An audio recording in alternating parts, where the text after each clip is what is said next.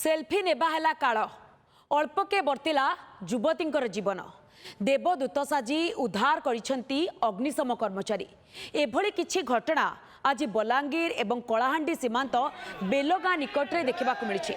3 जन युवती अमाट शिव मंदिर को बुलिबाकू जाउथिले।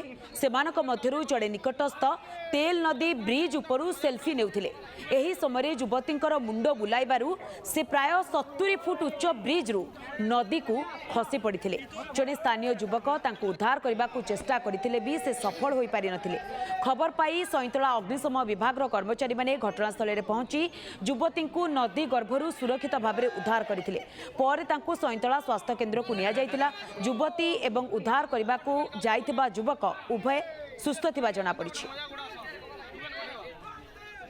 सब लोग कहले नी छुआटे बुड़ी होजे बोले 2-4टा जइथिनु गोटे गला पर भी फ्री बोले सियाड़े नेपाल रे तापर मुई गला पर एटा बुड़ी जा बाहर जाइनी नी छिबा पैन तो 15-20 फुट थिबा मुई तलके जाइन देख पार आटी को दे देले तो के जाने हमें भी मो तो लास्ट के हां हार दे मोर भी लास्ट दे देला ओए मुई पले दिनो घा धरि दिन टिके धुर आल्ला पर मो हेटा मुई छाड़ी के फिर बुड़ी जोथिनु।